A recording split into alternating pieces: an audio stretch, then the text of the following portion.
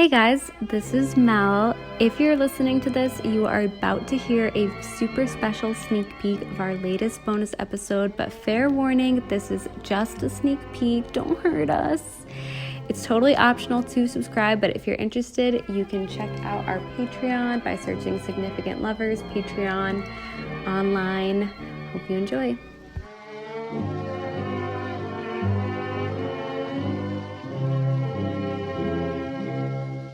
Are you lonesome tonight? Do you miss me tonight? Are you sorry we drifted apart? Does your memory stray? But yeah, Heath especially felt like his career was kind of tanking, especially since a lot of his films in the very early 2000s weren't really doing commercially well, such as The Four Feathers, Monsters Ball, and The Order, which many of you may not have heard of, besides maybe Monsters Ball, which Halle Berry was in and won the Oscar for. I've heard of that. Heard of it. But they didn't do financially well. Anyway, in 2002, he filmed the movie The Kelly Gang, and he starred in it alongside Naomi Watts. And they played husband and wife, and that's how they met and began dating. The Kelly Gang. What? Yes, for Ned Kelly. And he was 23 and she was 33. So again, he likes the older ladies. Yeah. Yes. Heath, around this time, apparently told an interviewer, "I prefer to date older women because unlike younger girls who try to act older, I know it's weird that I'm such a private person but still date high-profile women, but I can't let the celebrity thing influence my decisions on who I see. That would be unfair to myself." Interesting. Heath and Naomi were known as Australia's golden couple, supposedly. I wasn't alive back then. Actually, I was. You were. But I was a baby. So, Australian people who were, like, actually sentient and conscious back then, don't come for me. I'm just getting this from, like, a biography, so don't come for me in the comments and be like, they were not Australians golden couple. But anyway, so they were an Australian golden couple despite appearing to be on and off again to the press. They were actually even rumored to be engaged at one point in 2003, but I don't think that was true. Either way, they officially called it quits after 2 years in 2004. And I think actually Heath continued to live in his and Naomi's LA home for a period of time, but I don't think he was really around much, and I think that's why he continued to live there, because he filmed 3 movies back to back in 2004. The Brothers Grimm, The Lords of Dogtown, which was directed by Catherine Hardwicke. Oh my god, yes. I know. Yeah. And Brokeback Mountain. Oh my god. Yep. And also starring in the movie Brokeback Mountain, directed by Ang Lee, was the American actress Michelle Williams. Oh, I thought you were going to say Jake Gyllenhaal. Why would I say Jake Gyllenhaal? Why would I say Jake Gyllenhaal? You're right. Michelle Williams was in it too. This is an episode with Michelle. Well, we've covered Jake Gyllenhaal on I know. I guess so. He's in it too. Wow. Great movie. I wish I knew how to quit you. Yep.